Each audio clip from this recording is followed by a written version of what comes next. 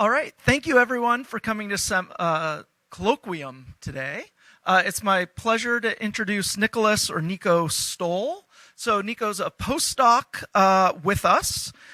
He's working on looking at the microstructure of million-year-old ice, in particular from the Allen Hills, as part of the NSF Science and Technology Center that we call COLDEX, for Center for Oldest Ice Exploration. So Nico got his Bachelor's of Science at the University of Tübingen in Germany, as well as a Master's of Science in Germany at University of Bremen. And so he was already focusing on ice core research then. So for those undergrads out there, you can continue your ice core passion through many degrees. Nico performed his PhD research at the Alfred Wegener Institute, where he is supervised by Professor Ilka, how do you say her last name? Vikuset. And so he was looking at the East GRIP ice core drilled in Greenland and really honing in on the relationship between ice microstructure and impurities. He then went on and was doing a postdoc at the University of Venice, where he is investigating kind of micrometer scale variations in ice core impurities using laser ablation methods. We've gotten him for about a year here before he returns again to the University of Venice, as well as kind of Avi and other places in Germany with his Marie Curie Fellowship as part of the EU. So we're lucky to have gotten him for some of this time and very lucky to have him giving a talk here today. Cool. Yeah, thank you, TJ. Hope everybody can hear me okay. I just go right away. So, yep. Today will be mainly about microstructure of ice. There will be some climate-related topics, some structural geology topics, so it might fit quite well into this setting.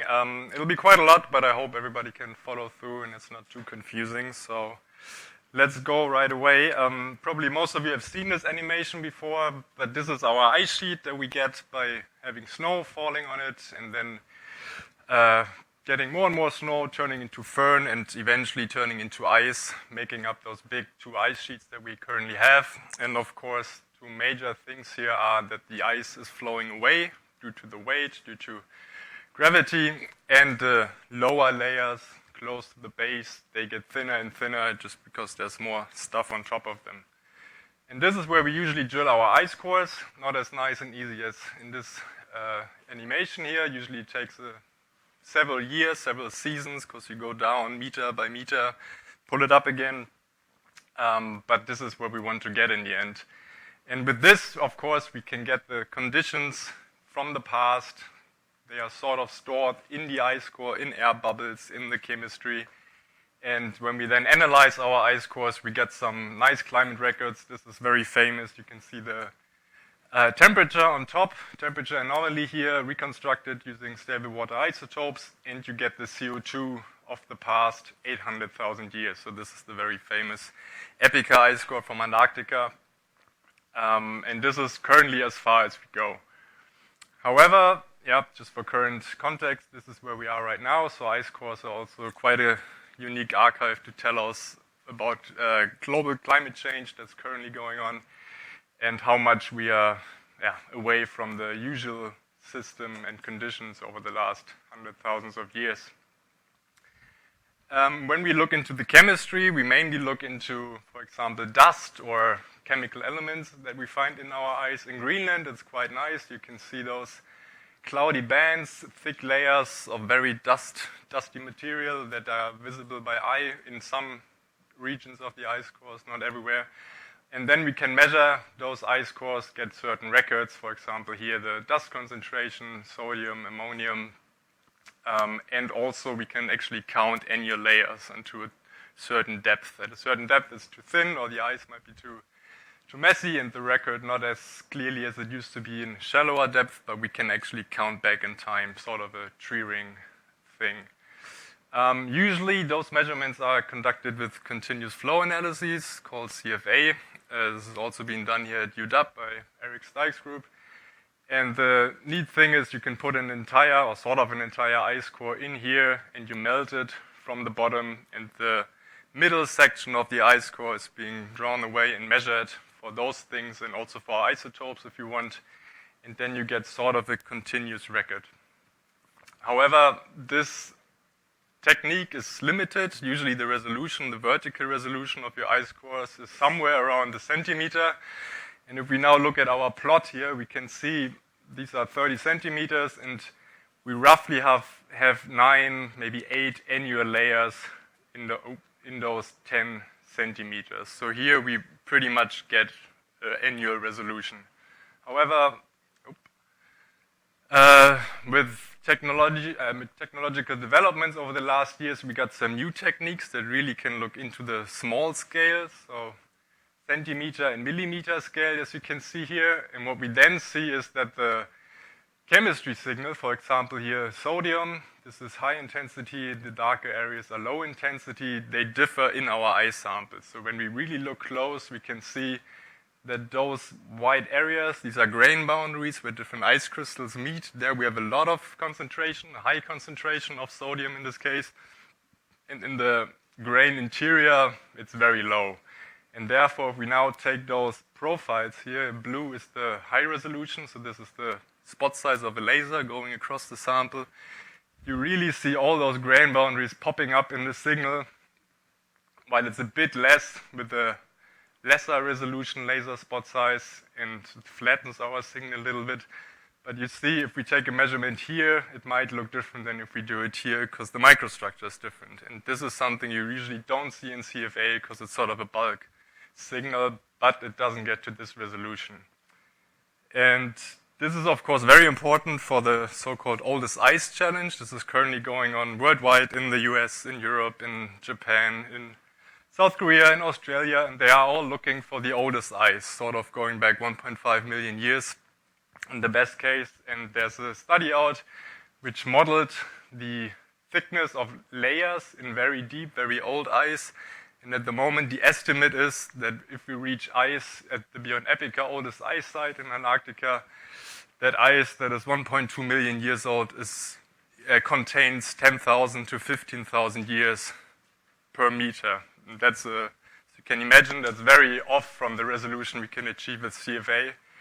And therefore, we need to look into the microstructure to really get this small-scale signal that we can't obtain with the traditional methods, especially for those highly thin layers. And that's true for pretty much all of those deep ice core projects. Another thing where microstructure is important is, of course, the flow of ice. So you got your glaciers, you got your ice sheets, they all flow. And this is, of course, a large-scale thing. But if you look into details, we need to know how this happens on the micro scale, because all the little grains in the ice, they of course deform, which is a big component of the ice flow.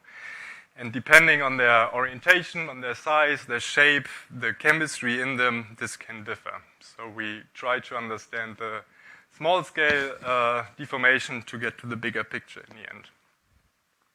Usually what we then look at is at the fabric or the crystal preferred orientation. So maybe you remember that from your 101 geology lessons, that you have a main axis of your ice crystal, the C-axis. These are those arrows here.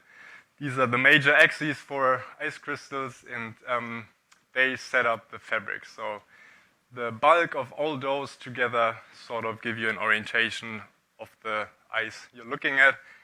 And usually this is indicated by different colors, because it actually can be measured via birefringence, and then your ice crystals, they can look differently in reality. And you can represent those with the Schmidt pole, Schmidt net.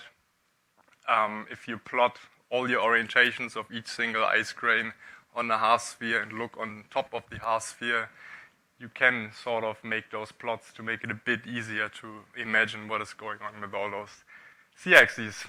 And in an ice core, usually we get something like this at lower depth, at shallow depth.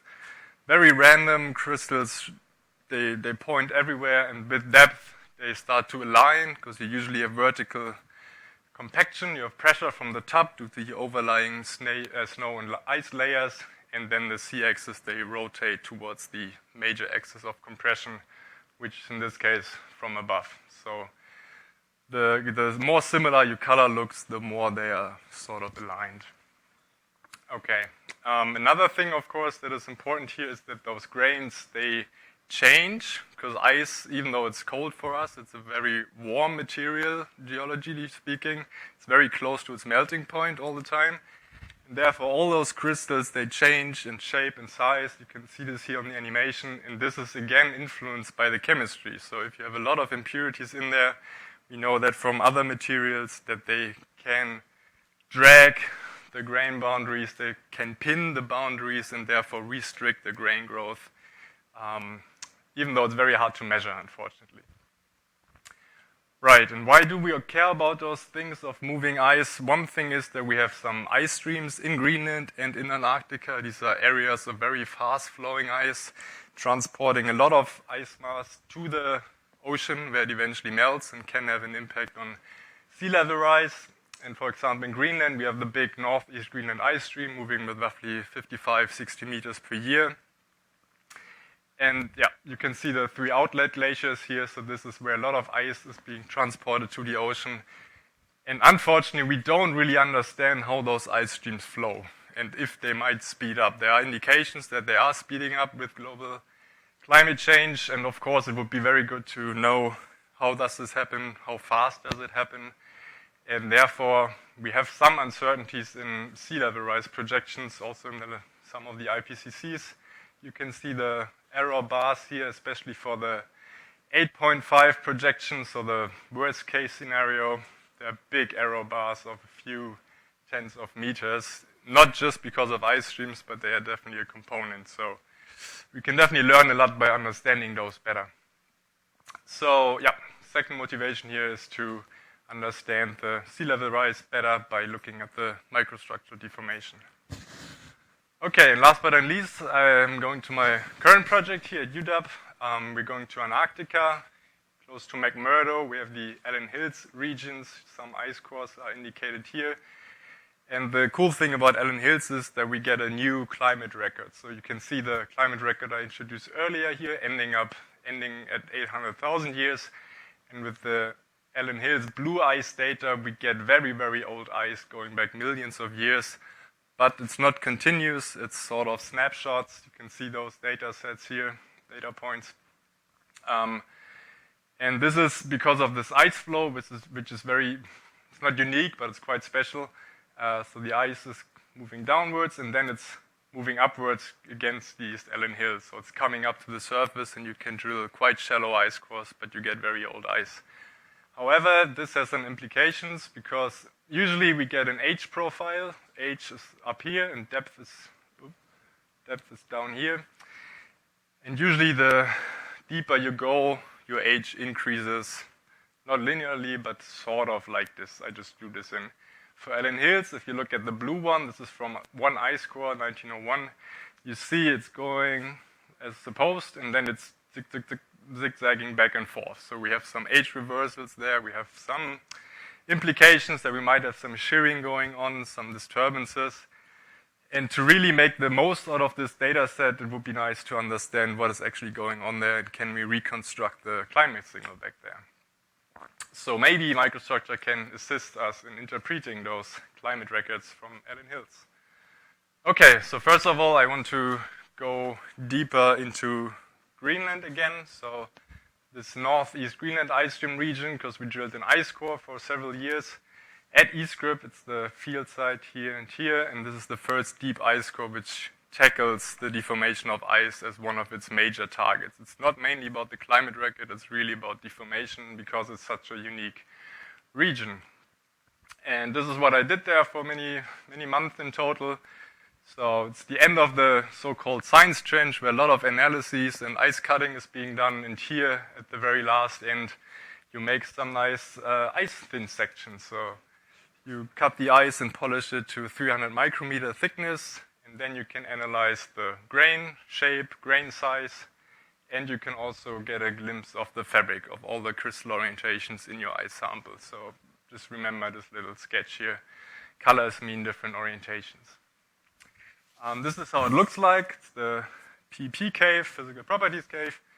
And for 3 years it looked like this. So you have two main instruments here, this one on the left for the grain properties analyses, and on the right the fabric analyzer, and here you can see a thin section being measured. Usually takes about 45 minutes. And this is usually done at minus 20 to minus 28 degrees Celsius, depending on where you are in the season. If it's early in May, it's colder. In August, it really warms up a little bit. And this entire system is below the surface, so you can constantly work if you want. And then after COVID, it looked a bit different. So you can see the ceiling coming down. It's much less here. We had to rearrange some things, but it worked out. And in the end, we finished the drilling just in time. And we measured more than 1,200 thin sections. Usually, we try to get 55 centimeters of ice and cut them into 6 samples, and then have sort of a continuous record of those 55 centimeters. And again, starting with this one, this is what you usually get in your boring ice core. And then, vertical compression as the main thing. And in EGRIP, it looks a bit different. So there's also a preprint out right now. If you're interested in the details, feel free to have a look here. And I'll just briefly go through the 3 main sections. And the first one, the shallows, 200 meters, are mainly the same as you can see here. Vertical compression, and then we have this weird thing, and then something else at the bottom. So going more into detail about these guys here, those CPO patterns, as we call them, this is what we call a vertical girdle CPO. And if you don't really know what this means, maybe this 3D thing helps a little bit. So you have all your C-axis aligned sort of in a girdle, but of course they're all in 3D. So this is how they look like, a bit like a CD or a disc. And the interpretation is that we have mainly extensional deformation as our ice stream is flowing along. So this is now Greenland looking from the north. Here's our ice stream flowing like this. And the thing is, or the hypothesis was for ice for many, many years, that if you have extensional deformation, the C-axis, they rotate away from this extension. They don't go to it. As you have at vertical compression, they go away from it. And this makes perfect sense here. It's sort of 90 degrees different from your flow direction, and therefore we get all those girdles, and they really start at somewhere around 500 meters and go down to deeper than 2,400 meters. So this is the main mode we can see in EGRIP, in our ice stream here. At the very base, close to bedrock, looks very different. You can see those quite large ice grains, very funky shapes, and you also see just a few colors. So it's not all the same colors, but you have a few colors. And this is the representation here in those Schmidt plots. Again, these are 6 samples put together into one plot.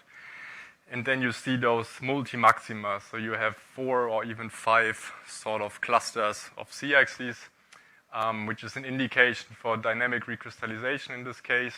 And if we look at our temperature record, because we could do some borehole logging, you see it's quite usual, as for Greenland, roughly minus 35 degrees. Here we have the Holocene glacial transition, and then it really starts to increase, and we get very warm ice at the deepest part. It's not melting, it's just a bit too cold for pressure melting, but we get to minus 10 degrees Celsius at 2,500 meters roughly, and all this regime is pretty much overprinted by just migration recrystallization. So those ice grains, they sort of get new grains with similar orientations as the host grain, and therefore you get those clusters of similar orientations. Yep. We can also look at those C-axes in a different way.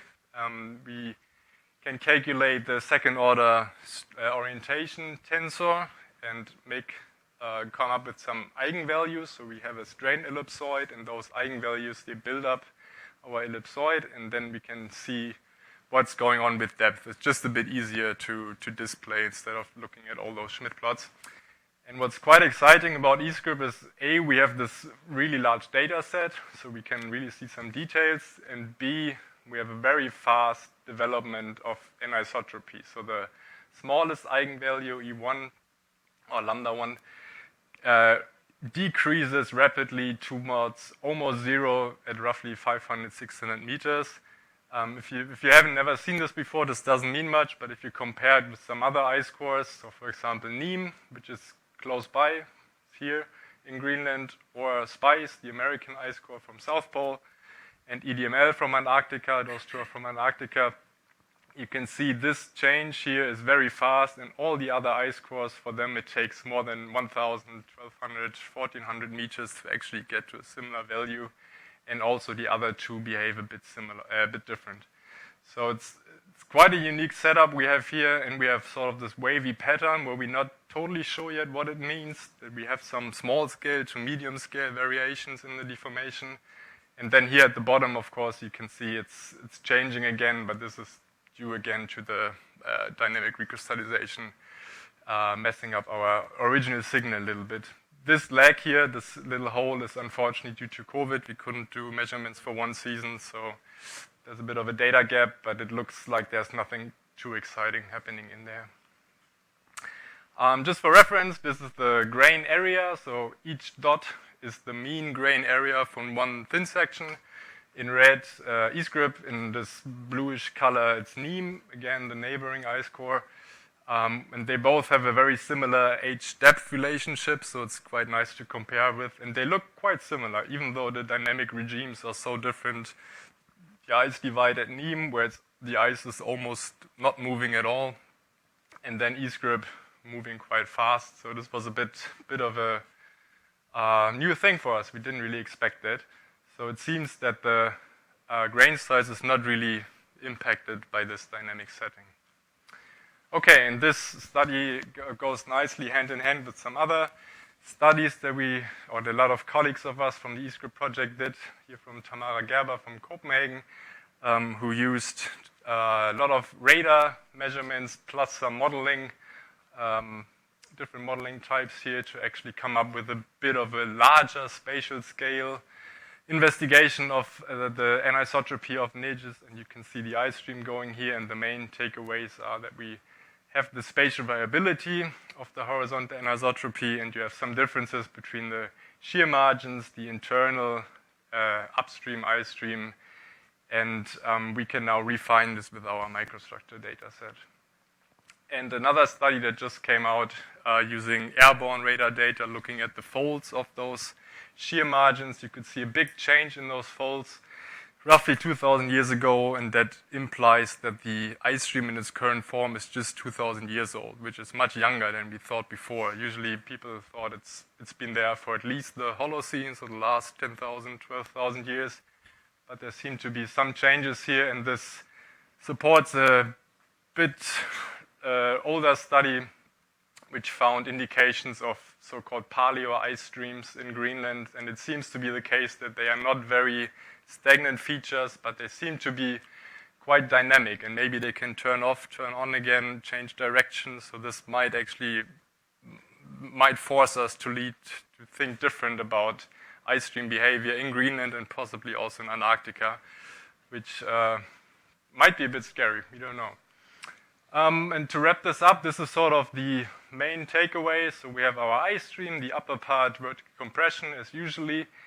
And the interesting thing is now that this upper part has always been impacted by the ice stream flowing, and probably the lower part, the 2,300 meters below, they probably looked like the Neem ice core, and then it started moving. So there might have been some overprinting going on.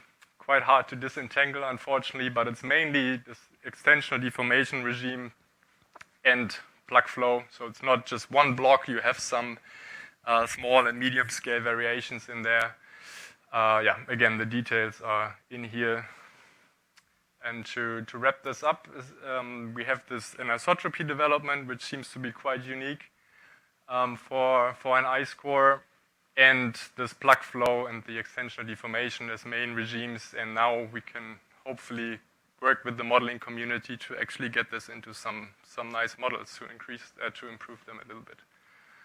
Okay, what we also found at EGRIP, going more into the climate direction, is that we can measure the conductivity. So this is a full ice core, and you can measure the conductivity on it right away. And what we found is this profile here.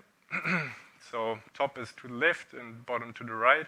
And we compare that with other ice cores. So we can compare it with the North Grip ice core, for example, which is also sort of close by. And you see that you get the similar wiggles here, the similar patterns. And this ice core has been dated. You got the stable water isotope profile for this one already. So we have an estimate of the maximum age of the continuous record. So roughly 120,000 years back in time. And then it sort of starts to get a bit messy. And this we have also seen in the microstructure. So we drilled from the left down to the right. We got those very large grains, probably from the Eemian, so from the last warm period.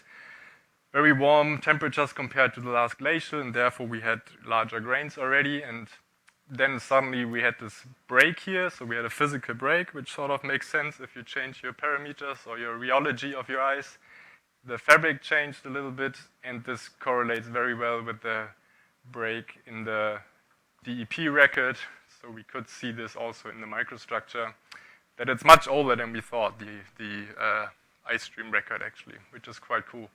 However, to get into more details into that, we need other methods, and now we come back to the laser ablation method. Simply put, it's something like this in this dorky animation here. So you have a laser shooting with a very high frequency on your ice sample. It ablates, so it shoots up a little tiny bit of material, which is sucked away into a mass spectrometer, and then you can measure it. And then you know what chemistry is situated at what location in the ice. And this can now be done with a very high resolution. This is one of the setups here in Venice, in Italy. You have your cooling system here. This is the main laser. Down here you have a little chamber where you put in your sample. It's cooled to minus 23 degrees Celsius. And then through this little tubing here, it's transported right away to the mass spectrometer to be measured, and this is just a detailed look. The golden part down here is the cryo chamber. So you see the size, it's quite limited. You can maximum do 10 centimeters times 7 centimeters, but usually you just do very tiny samples because it takes a lot of time to do those measurements still. Again, more details. So this is our ice sample. It's sort of micro-destructive, so you shoot away a little bit, but it's not that it breaks the ice or makes it go away, but you have a bit of sublimation going on because you have a constant gas flow to get your material to the mass spectrometer. So it changes a little bit in shape, but you can reuse it and you can do multiple measurements or also send it to another institute to do another measurement on it. So that's quite a nice benefit. We usually use a glass standard with a known concentration of a lot of chemical elements.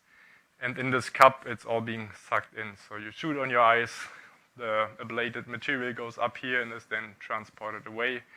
And of course, you can do it in 1D as a profile or in 2D, sort of going back and forth. And this is highly simplified. Usually you shoot with 10 to 12, the dosage of 10 to 12, which means you shoot at the same spot 10 to 12 times and then move micrometer by micrometer, and you shoot with a frequency of up to 300 hertz. So in the end, for one sample, you get millions of data points, which you can then put together into your image, which can look like this. So you have different analytes here, sodium, usually aluminum, iron. We usually take a picture of it to see what's going on the surface. Is it melting, which usually does not do, luckily. And you can compare your signal, your chemical signal, with the microstructure of the optical image. And the current state of the art is 10 to 40 micrometer in routine mode. The transportation time from the cell to the mass spec is usually somewhere between 15 and 60 milliseconds, so really fast. And you can do or make those nice 2D images. And by now, we actually managed to make some ice standards, because it's quite hard to make homogeneous standards for the calibration of the counts that you get from your elements to actual ppm, ppb concentration. But we came up with some ideas, and it seems to work quite well, which will be a good step towards comparison with CFA data, for example. So you definitely need the same, the same unit. What have we done? We looked at Fern, for example, from Nîmes again. It's quite hard to measure because you have those big air bubbles because it's not fully iced yet. You still have connections to the surface. Usually it's 50 meters deep. And we already see those localized chemistry. So it starts somewhere 20, 30 meters that all the impurities, not all the impurities, but the soluble impurities go towards the grain boundaries. And we will try to do a bit more to get a better idea what's going on in the fern, but it's quite tricky to do. We analyzed some very dusty samples. This one is from the Younger Dryas, 12,000 years old. You hopefully see it. This middle part is a bit more gray than the upper and lower part. It's a cloudy band, the one I showed earlier with the very bright layers. That's where we have a lot of dust particles. And we look into detail into this part of it here. And we analyzed 6 elements in total, and you can really see those bright spots are dust particles, and they really pop out in every element here. So in dusty samples, it's quite cool to see, but it's also very tricky to sort of get an idea how dust particles are located in the microstructure. It's not as easy as soluble elements, unfortunately. They seem to be more in the grain interior, sometimes also at the grain boundaries, but it's really difficult to pinpoint it. However, what is cool, if you compare different ratios of those elements, you can see on the very small scale in those clusters of dust particles, you can see that they are not homogeneous. You can see large changes even on the very small scale. So we might actually have larger particles in ice of dust, and then when you melt it with CFA, they might just dissolve and sort of being broken apart and measured individually. So our CFA data might show something different than what we actually have in the ice. And yeah, we did some more measurements, compared it with another method, Raman spectroscopy, where you get the mineralogy of particles in the ice. So up here you have a band of hematite, which is an iron oxide. Here you more have carbonous particles. Again, this dusty layer and this dusty layer. And you also see that in the laser ablation data. So this is this side here, and this is the cross profile, so to say. And the solubles and the insoluble elements behave quite differently. So now we're trying to get a better grip on those insoluble ones, for example. There are different approaches to that. We have a PhD student. He just submitted his PhD thesis, Piers Larkman, and he's actually working on getting the lab data into a model with true microstructure data, setting up grains that grow, and then filling those grain boundaries with sodium, for example, and then scaling that up towards the CFA scale, so meters, and then you can melt it again to see what is your CFA signal in the end, and how can you get a good scaling approach between those different methods and those different scales. Yeah, and I talked about those annual layers briefly, so going back to this, we did some tests together with the University of Maine on another ice core from Greenland, which is quite special because the entire glacial, so roughly 100,000 years, are squeezed into 20 meters. So it's highly thinned. It's a nice pilot study for very old Antarctic ice. And if you zoom into the signal here, it's iron and sodium. This is 1 centimeter now, and you can see those 1, 2, 3, 4, 5, 6, 7-ish layers. So we are pretty sure by now that these are annual layers, which you can actually track on this high resolution, and it's probably possible to do this in even higher resolution. So it looks quite promising. And yeah, as TJ mentioned, I also work on that from next year on, looking into NEAM, NorthGRIP, and RECAP in detail in those very old layers, together with Copenhagen, RV, and Venice. And maybe also into EGRIP now, as we know it's much older than we thought, so that would be quite cool. And to finish this, I'll just show you 2 examples of sort of the future. There's a new lab being set up at RV at the moment, which has an even better laser. So we got a frequency of 1 kilohertz, resolution up to 1 micrometer of laser spot size. And there's a time of flight mass spectrometer, which allows you to measure the entire chemical spectrum at the same time. So you don't have to choose beforehand what you want to analyze. You just measure it and you get all the data. And you can, have a look at trace elements that nobody has ever looked at in ice. So it's quite, there's a lot of potential there.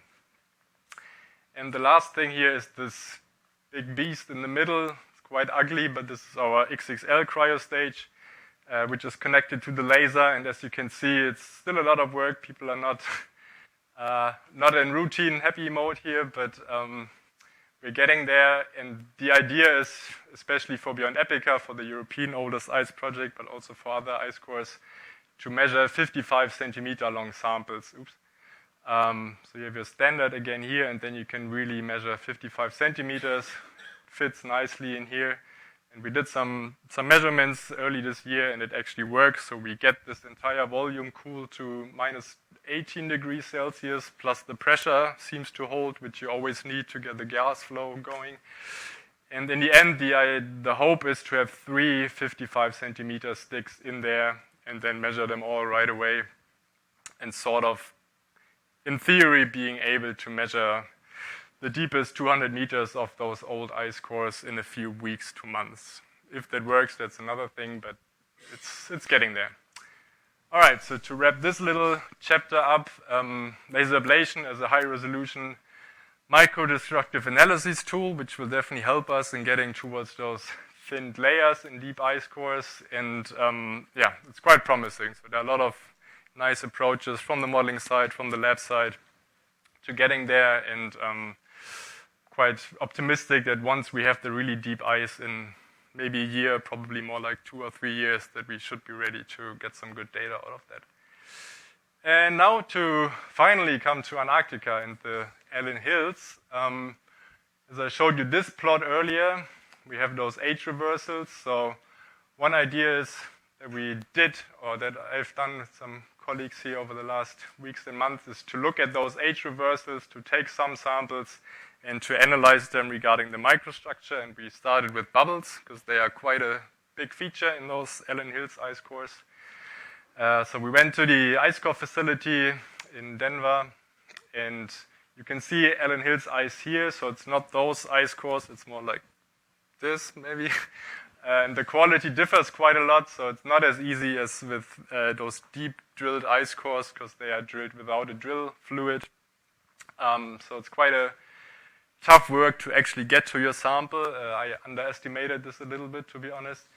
But in the end, we could do some thin section analyses. There's a camera on top here, and you can get some nice high-resolution images of bubbles in the ice. You stitch it together, you do some magic, and in the end, you can actually derive your bubbles from the rest of the sample and do some classic parameter analyses of bubble shape and length and area and things like this. So this is all ongoing work.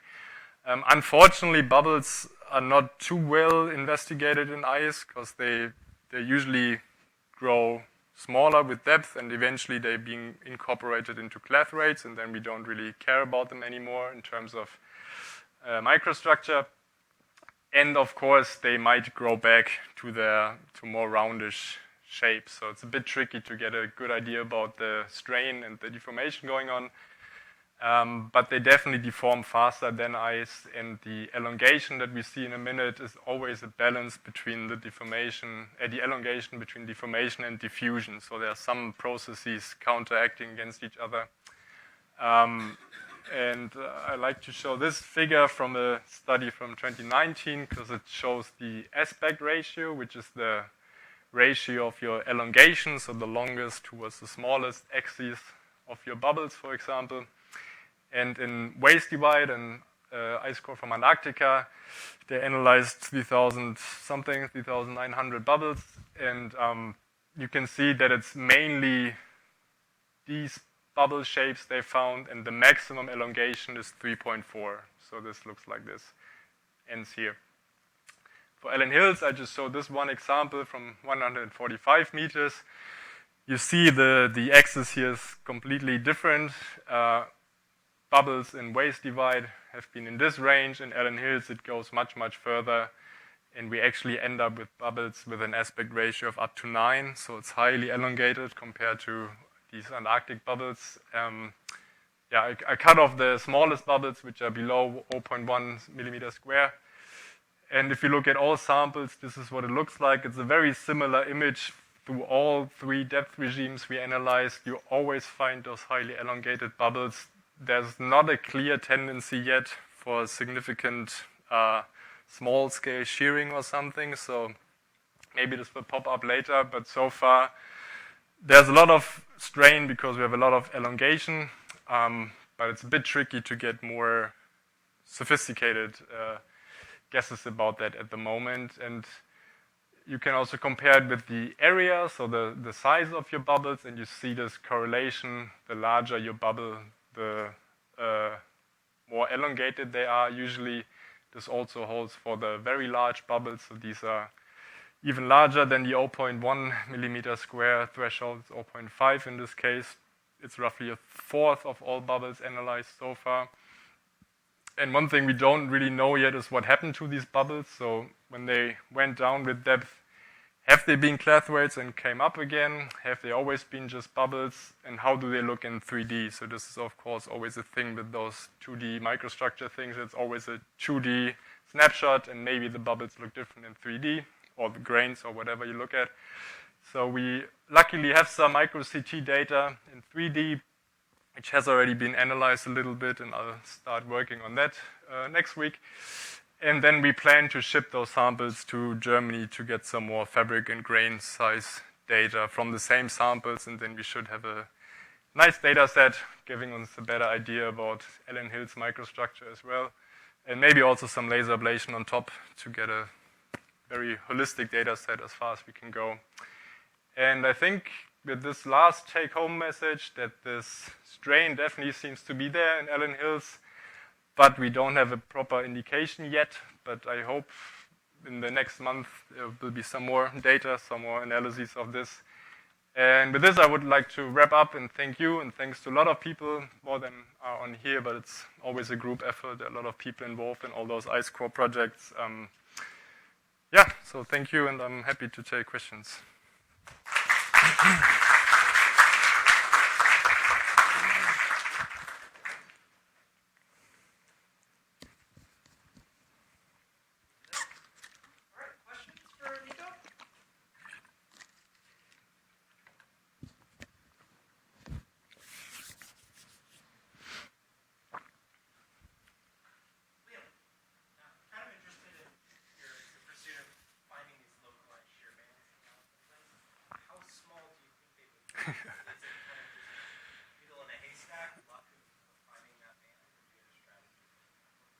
Yeah, good question.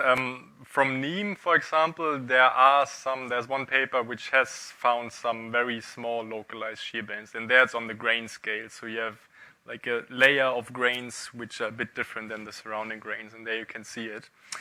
For Allen Hills, yeah, we talked about this earlier today. Actually, it's very tricky with the core quality. Maybe it's in those areas where the core is just of a very bad quality because it's different rheology, and therefore we can't really see it. I hope with the fabric data, with the overview scans, that we might see some areas where it's likely. This will be my best guess at the moment. But yeah, at the moment with the bubbles, unfortunately, you don't see clear indications of shearing inside those samples. So fingers crossed for the fabric and grain data, and then we might know a bit more. But yeah, it's quite tricky. It's not very obvious. Maybe it's, yeah, I mean, this entire regime there is so complicated, so it's probably a bit of luck, a bit of maybe having more samples and doing this in a systematic way with the next core, which might have a better quality then. So I think this will be more of a longer process, to be honest. I'm not sure how much we can do with those samples we have right now. Yeah.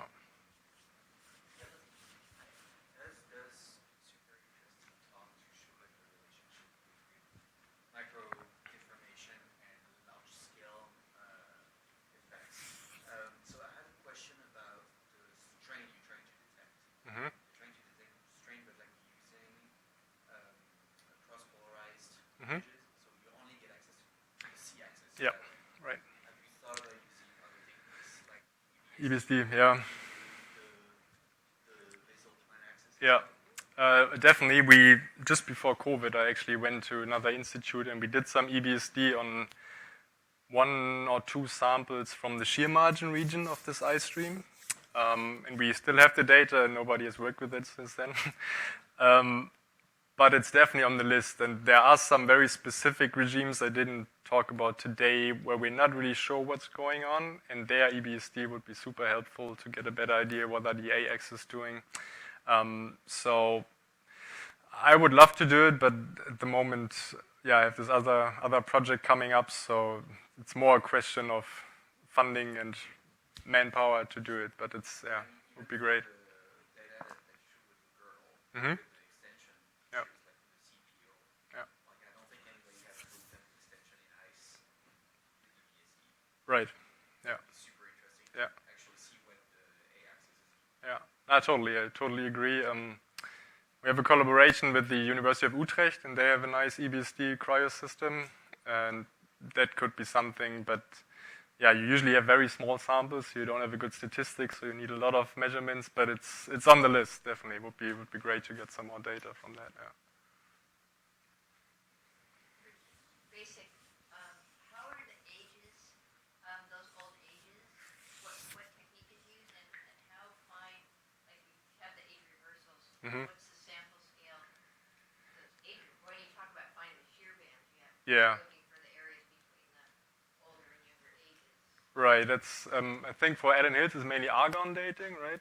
I got that correct. In Princeton they do that to get those. But you have quite a big error bar in there, of course, and it's not a continuous record yet. And we unfortunately mostly didn't get the samples where we have exact age estimates yet. So usually slightly above or below. So we try to get as much as we can, but those samples they've usually been taken or are in analyses somewhere else. But for Adam Hills, it's mainly this argon dating. I don't know if maybe one of you wants to elaborate on that. So I guess just to be clear with the argon dating, it's of atmospheric argon, and the ratio, and I hope I get this right, argon 39 to 40, and there's kind of a slow. Nope, did I get it wrong? Is it? It's the accumulation of argon 40 from potassium decay in the crust that makes way to the atmosphere over geologic time. And ice can be old enough to actually capture differences that are measurable.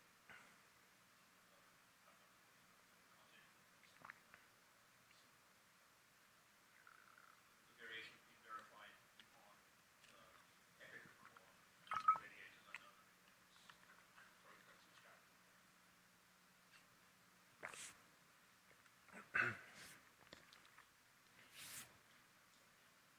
That was a great talk. I'm wondering about eigenvalues 2 and 3. So Mhm. you showed the first one. What's it mean when 2 and 3 go there together, or there's different mesh? Yeah. Yeah, this is also what we still thinking about. So, they all sort of have this girdle, right? But the girdle changes slightly in strength, and sometimes the sort of the handles of the girdle they also change. So you definitely have some. That's what I call small to medium scale variations. So this might be just due to layers which are very dust rich, for example, that they might deform a little bit different, and therefore you get slightly different girdles. But we're also not completely sure yet. So we are actually wanting to compare that with the borehole logging data over several years, which is being worked on at the moment, which might give us an indication that you have some smaller layers in the ice which deform a bit more than the upper or lower layers. And this maybe explains those wiggles and the two larger eigenvalues. Yeah.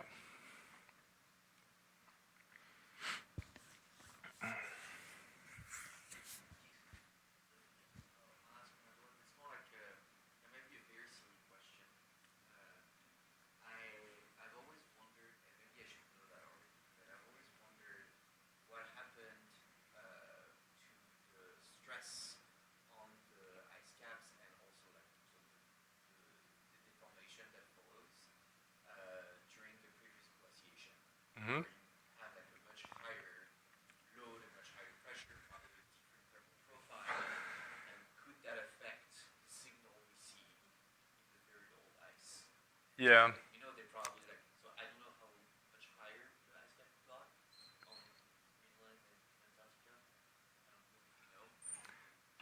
think in Copenhagen they made some studies about that. I think the changes of the ice sheets. I think that's another thing that's being investigated recently. How fabric can be overprinted, right? I mean, this is sort of what you're asking. And what I know is that it differs a bit depending on your situation, how dynamic it is. Like in an ice stream, I think the estimate is it could be overprinted in a few hundred of years. If you are somewhere where you don't have a lot of ice flow, it takes much longer.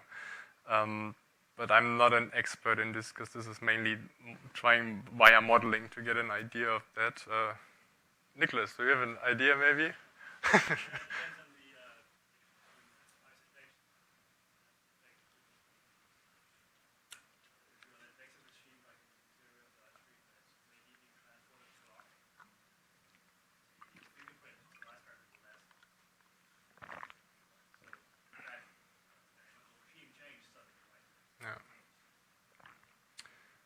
So this is what we discuss a little bit in the paper. If this entire Nijis has been different 3,000 years ago and has been very or comparatively stagnant, and then suddenly you start to move it a bit, how does this impact the fabric, right? And how do you see it in an older fabric compared to the younger, which is on top? So there's this little transition zone at 250 meters where you have a cross girdle, actually, which we have never seen in ice before, which has been found in quartz, but there's never been at least I haven't found that, a proper in-depth description how you get a cross girdle. So we came up with some theories, but it's quite tricky. And but I guess like also like because if we have like such variation of the amount of ice and reservoir, do we know if the ice streams were at the same location? Right. Like, could they be like totally a different place, like I don't know, 20,000 years ago? Yeah. And we just have like an imprint of that fabric that happened. There's definitely a lot we don't know yet, and I think with a lot of radar data from the bedrock, you can see like these paleo ice streams, but it's very time and cost consuming to get good radar data of all Greenland and all Antarctica. So it's been there for some patches, and I think there's more work planned. But yeah, could be that they changed quite a lot over the last 10,000s of years.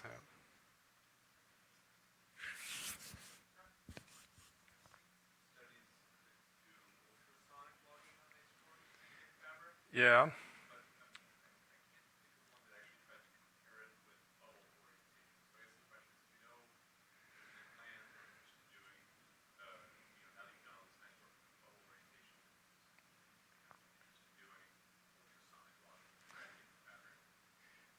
In Allen Hills, you mean? In general? Yeah. Well, I'm not an expert in that, so that would probably make sense to do that and get some data. I know that in EGRIP they deployed the fiber measurements, and they got some really good data out of that, actually also for fabric probably, and this might be something for the future because it's sort of easy to handle actually in the field. So that might be one approach, but sure, if there's an option, I'd be happy to dig into that. Yeah. Not aware of any plans at the moment, I think, because EGRIP is pretty much over now and they're moving to a different location, but they probably plan to come back every here and then to do some borehole logging, and then maybe you could apply that too.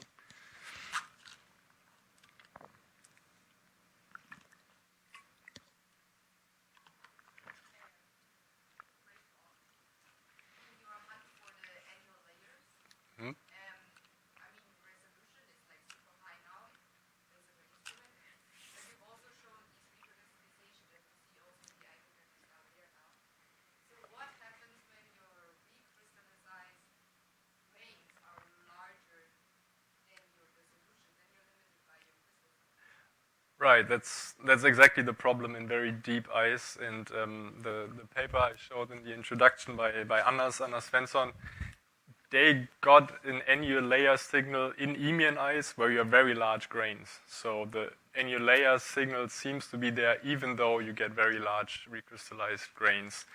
And this is actually what I'll try to look into in the Marie Curie project, trying to go to those very deep layers where you have big crystals and to check if we still see the annual layer signal or if it's all overprinted by recrystallization. That's sort of the approach. And there are some indications that it works, but we have to try.